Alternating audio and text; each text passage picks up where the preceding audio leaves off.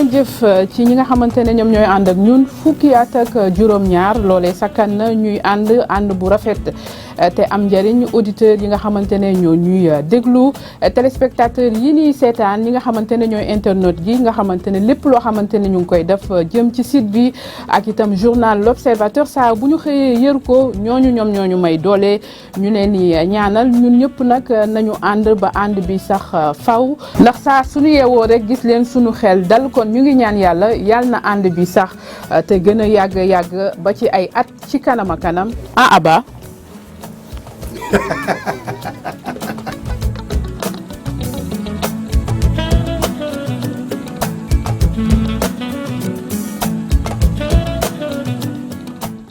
Vous recevez ce soir Monsieur Mbaye Mbengue. Merci bien, Chérif Diop. Il est le porte-parole du collectif des acteurs des transports routiers du Sénégal. Bonsoir, Monsieur Mbengue, et merci d'être là. Bonsoir, merci. Alors, on va commencer par cet arrêté du gouverneur de Dakar qui réaménage la circulation des véhicules de transport, en tout cas pour les marchandises de plus de 3 tonnes 500. Certains axes ne sont plus autorisés à certaines heures. Comment avez-vous accueilli cette nouvelle mesure? Avec beaucoup de surprises, d'abord, parce que nous avons tenu justement 3 réunions avec aussi bien le gouverneur, les préfets de la région de Dakar, pour parler justement de ce sujet. La première réunion s'est déroulée le 12 août. D'accord. La première réunion, nous leur avons demandé tout de suite, parce que nous avons été convoqués le 11 à 18 h, le 12 on était présents donc au niveau de la gouvernance. Et quand il s'était agi juste de parler de cet article, on leur a signifié, séance tenante, qu'il fallait quand même aujourd'hui associer les gens qui sont autour de ce sujet, c'est-à-dire le port, les chargeurs, les commerçants et tout cela, pour discuter ensemble, pour voir comment on peut appliquer justement une disposition comme ça. Et nous leur avons interrogé qu'est-ce qui leur avait motivé pour arriver à cela. La réponse était parce que pour le Conseil de ministres, le président de la République avait parlé des problèmes justement liés aux accidents plus l'encombrement. Donc ça c'est le problème de la sécurité. Mais ce qui dit sécurité aussi doit parler aussi d'économie. Et ce problème fondamental qui avait fait qu'on avait demandé justement de l'élargir, on l'a fait.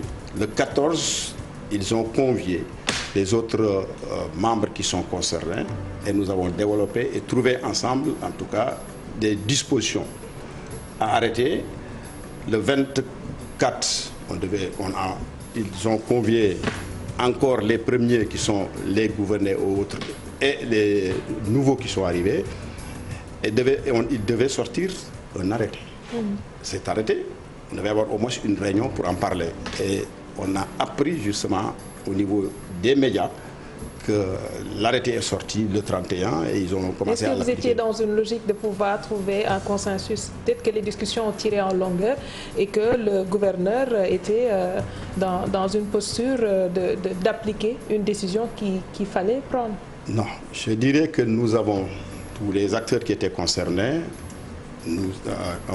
Nous avons proposé des mesures fortes qu'ils avaient acceptées parce que dans la salle, tout le monde, on avait eu un consensus. Donc on n'a pas compris que ce qu'on est à arrêter justement. Qu'est-ce que vous aviez proposé? Ce qu'on a proposé, c'était d'abord, on leur a signifié aujourd'hui, dans ce pays, 95% de l'économie sort du port autonome de Dakar. Le port autonome de Dakar, aujourd'hui, travaille 24 heures sur 24. Il s'est avéré que depuis belle lurette, les marchandises ne sont plus stockées dans le port. Les enlèvements, aussi bien des produits conventionnels, ça veut dire tout ce qui est produits alimentaires, les produits cimenteries, tout ça, sont débarqués directement sur les camions qui les sortent du port. Les bateaux, aujourd'hui, ils ont des obligations. Un bateau, par exemple, de clinker, c'est les produits cimenteries. On le traite, supposons, dans 10 jours, à raison de 4 000 tonnes par jour. Et ces 40 000 tonnes sont débarquées sur les camions directement, pour aller vers les cimenteries, etc. Ces bateaux, aujourd'hui, qui faisaient 40 jours. Avec ces dispositions nouvelles, ces bateaux qui faisaient 10 jours pourront faire plus de 20 jours. Ils vont créer ce qu'on appelle des congestions des navires en rade. Un navire en rade, ça coûte 10 à 15 000 $ par jour. Et c'est imputé sur la marchandise. Et que cette marchandise, c'est vous comme moi, donc le consommateur, qui justement aura à subir les conséquences. Oui, mais vous avez tenu des réunions. Ouais. Vous avez dit qu'il y avait des convergences. Vous étiez d'accord sur un certain nombre de choses. Quelles étaient ces plans de convergence? Ces mesures, on avait parlé de cela, des tracasseries aussi aujourd'hui qu'on a, aussi bien avec la police, la gendarmerie. Figure-toi, sur 1 kilomètre, on peut contrôler le camion 2 ou 3 fois sur 1 kilomètre. Quand vous arrêtez autour des ronds-points, 3 camions, ça veut dire que vous avez arrêté 3 fois 20 mètres, ça fait 60 mètres. Si vous parlez de congestion, c'est parce que c'est vous qui avez créé cette congestion. Mais les contrôles sont nécessaires quand même. Non, mais parce qu'on s'est rendu compte quand même, il y a beaucoup de saisies, que ce soit des saisies de drogue et consorts, qui ont été opérées grâce à cela. Les contrôles sont d'abord, si nous prenons le cas du port, à l'entrée dans le port, il y a le contrôle de la gendarmerie. Les véhicules ne rentrent pas comme ça dans le port. Il y a la douane. La douane, aujourd'hui, contrôle tout ce qui sort et qui entre dans le port. Donc ces contrôles dont vous faites cas, mais sont déjà effectués par la gendarmerie, par la douane. Mais pourquoi après on a une police juste au rond-point à la sortie du Môle 4 ou du Môle 8, on a une police à peu près 450 mètres à peu près, etc. Mais ça crée des embouteillages. Ceux qui aujourd'hui sont en train de combattre, mais il y a une bonne partie, c'est eux qui les créent. Donc ces dispositions, on en a parlé, il était dit, et on avait eu ce consensus, que ces contrôles ne se feront plus. Mais l'arrêté n'a pas fait une interdiction totale. C'est tout simplement, l'arrêté a tout simplement réglementé. Vous devez circuler à certaines heures. Pourquoi vous ne pouvez pas vous conformer par rapport aux heures qui vous ont été imparties? Un port qui travaille 24 heures sur 24.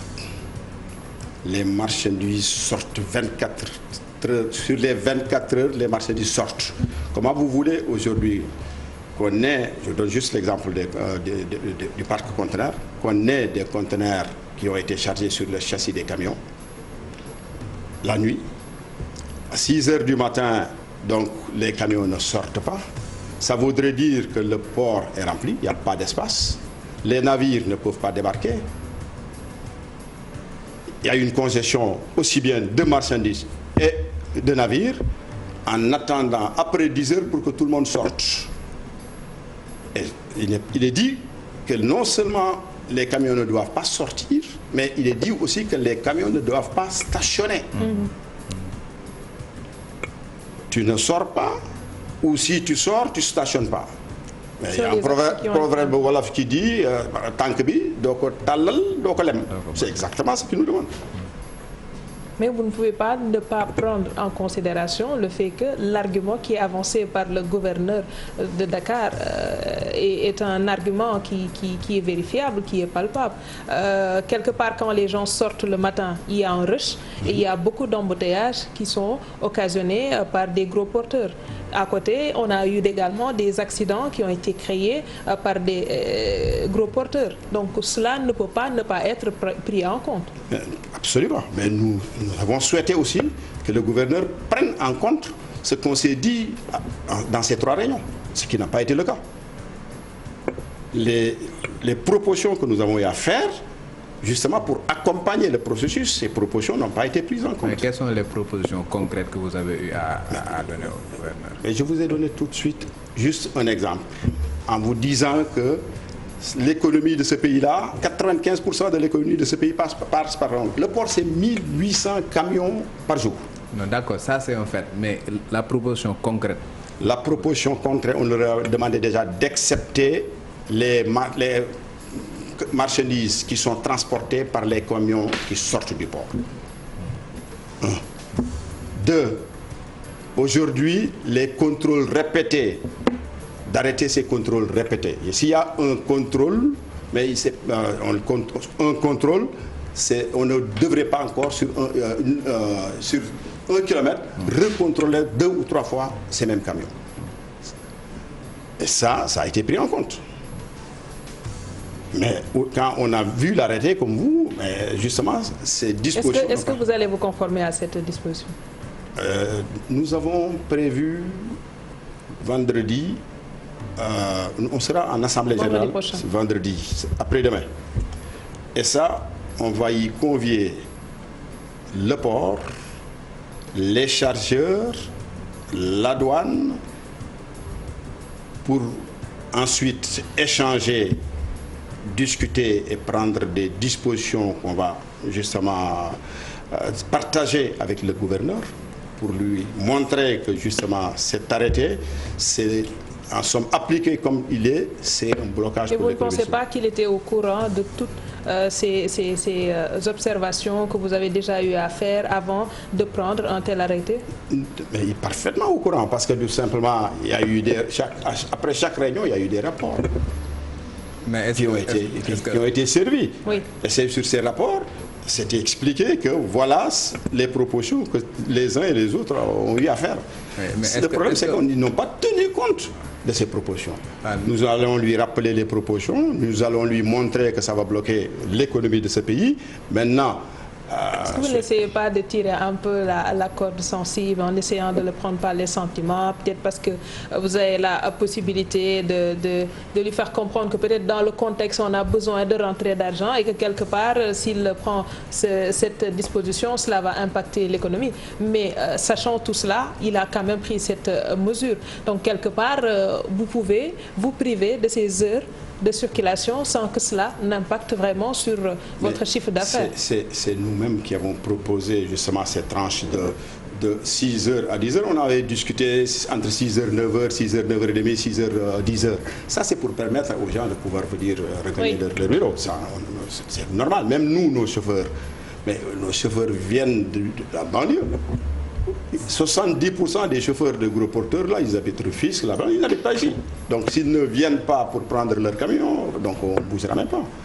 Ça fait des mesures que nous avons. On a eu des consensus. Mais le problème, c'est que tout ce que nous avons, nous, proposé pour aller justement accompagner ce processus n'a pas été pris en compte. Mais est-ce que l'une de vos préoccupations n'a pas été prise en compte? Parce que dans l'arrêté, quand même, il y a un article 4 qui prévoit des dérogations si vous motivez dûment votre demande. Mais cet article 4, c'est un article fourre-tout.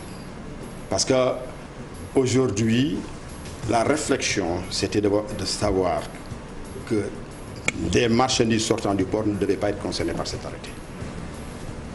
Parce que tout simplement, il n'y a pas d'espace dans le port et le port, les marchandises sont débarquées sur les camions directement qui les sortent. Donc ça n'a aucun sens qu'il y ait aujourd'hui des camions qui ne peuvent pas circuler 24 heures sur 24. Mais je vous disais tout de suite là, on a 1800 camions quand même par jour. Dans ces 1800 camions, vous avez 1200 en zone nord, 600 en zone sud, dont à peu près 400-500 camions maliens. Le port même a fait un effort aujourd'hui en investissant sur un parking qu'ils appellent AGS, qui a une contenance de 450 camions. En moyenne, donc, c'est 25. Le mois dernier, au mois d'août, il y a eu 25 camions qui ont été gérés par justement le port au niveau de ce parking AGS. Mais aujourd'hui, il n'y a pas de place où les camions peuvent stationner en ville ou même ailleurs. Vous êtes obligé de rester au niveau de la chaussée et à chaque fois qu'on te dit, là, ils ont un article qui te dit non seulement vous ne roulez pas, mais vous ne stationnez pas. Oui. Ça veut dire quoi? Alors, si on s'arrête sur un autre point qui m'interpelle, c'est le mode de délivrance des permis de conduire destinés à ceux qui transportent les marchandises. À chaque fois qu'on a un accident ou en tout cas un fait qui est décrié et qu'on cite un gros porteur dans cette histoire, on revient sur le mode de délivrance des permis de conduire. Qu'est-ce qui est fait à ce niveau pour qu'aujourd'hui, qu'on ne puisse plus s'arrêter à ce type de considération? Que jusqu'à présent, les gens sont en train de décrier cela. Est-ce qu'il y a une formation qui est faite après avoir obtenu le permis en question dans les entreprises qui ont décidé d'embaucher ces personnes-là pour qu'elles puissent transporter ces marchandises? Il y a une formation qui se fait régulièrement, qui se fait même au niveau Il y a une école de formation, justement, juste à côté du port, pour former tout ce qui est métier. Je parle de la formation post-permis. La formation post-permis, je pense que c'est du rôle aujourd'hui du ministère des Transports terrestres d'organiser cette formation pour les post-permis. Parce que l'entreprise cherche un chauffeur qui a la documentation requise pour conduire. Donc, le post-permis, je ne vois pas pourquoi les entreprises devaient s'amener à former et ensuite embaucher. Il y a une formation continue, hein? Il y a une formation, parce que nous, au niveau de la formation, chaque fois, nous mettons en cause, hein, parce que les choses évoluent. Les chauffeurs sont suivis, sont formés. Surtout ceux qui sont dans les entreprises. Donc, je ne vois pas le problème. Ce qui veut dire que pour les accidents notés ou en tout cas relayés à travers la presse, les personnes qui sont indexées ne sont pas issues d'une entreprise. Non, mais vous-même, je ne le souhaite pas. Quand vous parlez d'accident, peut-être vous conduisez une voiture. Est-ce que vous avez été formé avant justement d'aller acheter une voiture et de la conduire? Donc, les chauffeurs aujourd'hui sont formés et passent. Il y a quand même des procédures pour passer le permis de conduire. Je pense que quelque part l'entreprise elle-même devrait pouvoir gérer son outil de travail. Le camion qui est acheté avec un investissement lourd qui a été effectué, la personne qui est propriétaire de cet engin-là devrait pouvoir se dire je veux sécuriser mon matériel en même temps que le personnel. Et pour cela, il y a peut-être une formation qui devrait être organisée à l'interne pour que ce matériel-là puisse être préservé. C'est ce que j'ai voulu. Il y a une école de formation au niveau juste à 2 pas du port. Nous envoyons les chauffeurs pour complément de formation. Et ça, c'est là où d'ailleurs on a eu des formations de chauffeurs pour conduite économique, parce qu'il y a des choses, hier les chauffeurs ne le connaissaient pas. Conduite économique et tout ça, c'est dans ces écoles-là qu'on leur apprend ça. Donc, effectivement, les chauffeurs sont envoyés dans des écoles comme ça. Les entreprises investissent justement à ce niveau pour former leurs chauffeurs. Mais en dehors du permis de conduire, il y a également la visite technique. Parce que des fois, on voit des véhicules quand même qui ne méritent vraiment pas d'avoir la visite technique et qui sont au niveau de la circulation. Ça également, votre responsabilité par rapport à cela? Moi, je pense que la question, vous ne l'avez pas posée à la bonne personne. Parce que la visite technique, l'effectue où? Hein? La visite technique. Qui organise ces visites techniques? Est-ce qu'il y a la rigueur justement dans cette organisation? Donc la question elle est pertinente, mais je ne pense pas que vous l'ayez posée à la personne indiquée. Donc moi je vous demanderai d'inviter les gens du ministère du Transport terrestre et de leur poser la question. Et l'état du parc automobile dans tout cela? Il y a eu un moment où un vaste programme a été lancé destiné à renouveler le parc automobile des gros porteurs. Où est-ce qu'en est le travail? Justement, il y a eu ce renouvellement, parce qu'aujourd'hui nous savons pertinemment que le parc est vieillissant. Les premiers camions qui ont été distribués ont été distribués. Il y a des transporteurs qui sont devenus transporteurs parce qu'on leur a donné des camions. Oui. C'est-à-dire, ça aussi, d'ailleurs on l'a posé, hein, parce qu'aujourd'hui on discute autour du ministère pour parler de tout ça. Nous voulons assainir ce métier-là. C'est-à-dire, quand vous voulez renouveler un parc automobile, vous vous adressez aux transporteurs. Ce qui n'a pas été fait. Ce qui n'a pas été fait. Il y a une partie des transporteurs, mais des gens qui sont devenus transporteurs parce qu'ils ont profité de ça pour avoir un camion et devenir transporteurs. Donc il y a quelque part... Mais si le secteur est libéralisé, chacun est libre de pouvoir acheter des camions et de monter son projet. Mais aujourd'hui, quand vous dites transporteurs, ce sont les transporteurs que vous voyez. Mais pourquoi ne pas s'adresser d'abord aux transporteurs existants pour renouveler leur flotte? Parce que c'est là qu'ils ont justement une flotte vieillissante. Mais que tu vas aller donner à X ou Y parce qu'il n'a jamais été transporteur, mais tu fais de lui un transporteur. Réglons déjà le problème existant. on a des camions vieillissants, faisons en sorte qu'on les dégage et qu'on renouvelle la flotte. Il y avait également un projet de gouvernement pour l'édification d'une gare des gros porteurs à Diamniadio. Où en est le projet? Mais le projet, il existe. Il y a une gare au niveau de Diamniadio. Pourquoi justement, dans la réunion, aux 3 réunions là, on a parlé de cela. On a aussi demandé, on avait même identifié des sites où on pouvait les faire des gares gros porteurs. Donc tout ça, ce sont des recommandations que nous avons eu à faire justement pendant ces réunions-là. Mais malheureusement, donc c'est pas sorti, en tout cas sur l'arrêté. Merci beaucoup Mbaye Meng, le porte-parole du collectif des acteurs.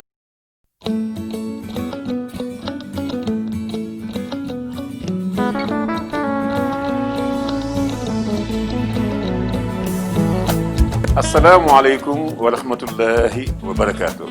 mbokk yi déwénati leen waaye di leen déwénal it ci at mu yees mi waaye di leen déwénal ci fukki at ak juróom-ñaar groupe Futurs Médias tàmbalee woon ko ca rajo ba waaye déwénal leen itam ci fukki at télévision Futurs Médias di seetu askan bi muy seen alal président Youssou Ndour yëkkati ko askan wi yëpp di ci gis seen bopp kon ñu ngi koy déwénal di déwénal groupe bi yëpp waaye di déwénal askan wi nga xam ne itam jël nañu groupe Futurs Médias def ko seen alal jële ngeen jëf waaye baal leen nu ak itam baal na leen yéen